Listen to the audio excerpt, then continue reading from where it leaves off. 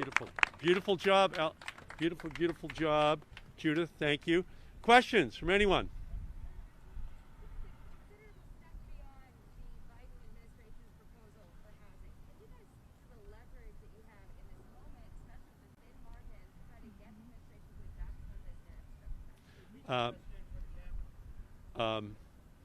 Well, she's essentially asking, do we want to go beyond even what Joe Biden has proposed? And the answer is yes. We believe that this is the moment that requires us to act big, think big, have a program that matches the magnitude of the problem that we're confronted with, and to do so with justice as we create jobs for everyone, union jobs. So we're here to say today that we are going to be calling for the highest aspirations that our country can reach. We're saying that we want to lift the gaze to the constellation of possibilities for our country and for the world.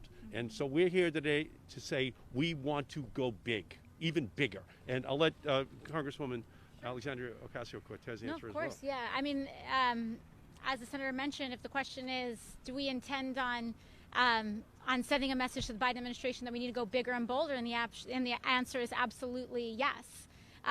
We need to expand public housing stock in the United States. We need to commit and work with, as Representative Huffman mentioned, with our farmers and our ranchers to ensure that we go big and bold on regenerative agriculture in this country. We need to make sure that we're investing in mass transit and really return to the spirit of this national mall, which is we didn't rely as a country on a corporation to build the Washington Monument. The people built it. The public built it.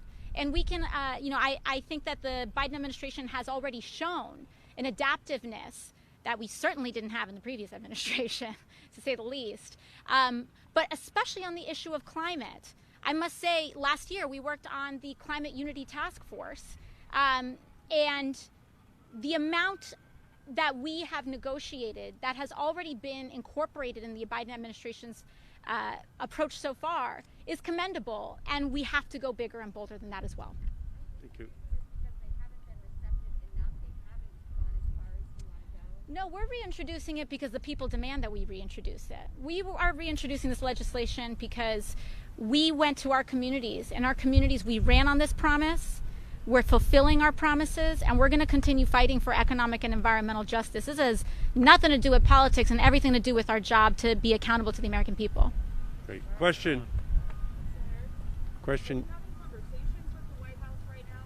And also, are you having conversations with Republicans about this? Because right now, with the filibuster in place in the Senate, we'll probably need to get Republicans on board. What's your path forward? Well, we are in constant communication with the White House in terms of the boldness that we want to see in this plan. And with regard to Republicans, we want to see them come forward. A proposal of only $600 billion is clearly inadequate to the magnitude of the problem. So we don't want to see a repetition of what just happened on the COVID relief package. And we want, obviously, for Republicans to come forward. We want them to support something that matches this incredible set of intersecting crises which we're facing in our country. But if they don't come forward, then we have to pass it with a reconciliation with 51 votes. And beyond that, we have to repeal the filibuster in order to ensure that we have the capacity to be able to deal with the problems that we're facing in the same way Franklin Roosevelt did in 1933. This is our FDR moment. It's 2021, and we cannot miss this historic opportunity. Question.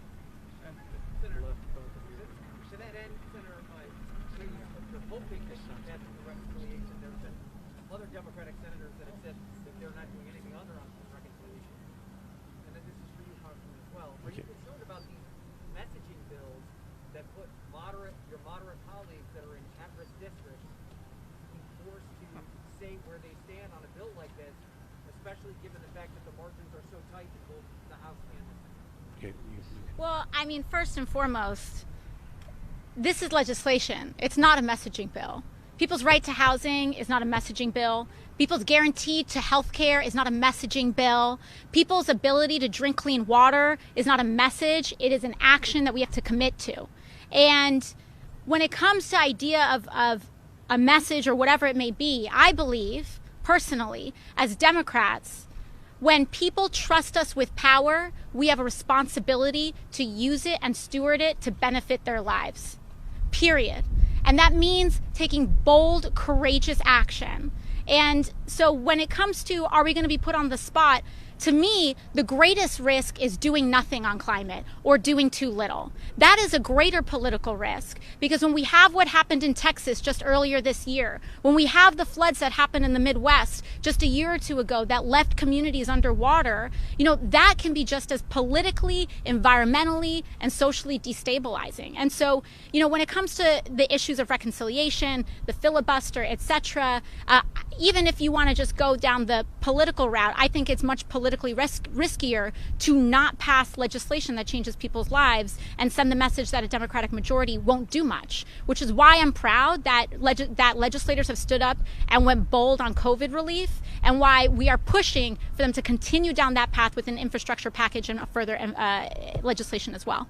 Yeah, and again, as I said earlier, 2 years ago, on the day we were introducing the Green New Deal, General Motors was not planning on having no additional internal combustion engines being manufactured by 2035.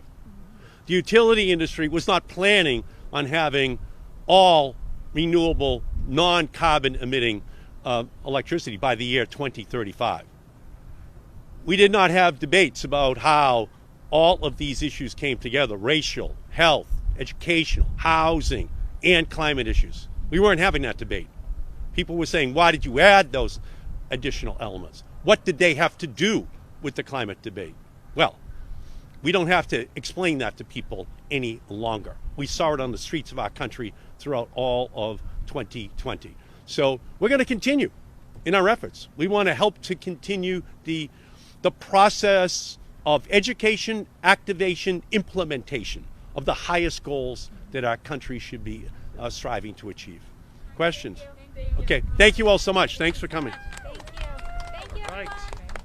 Wow. Thanks, Alex. Great job. I love lift our gaze to the constellation of possible. Oh my God.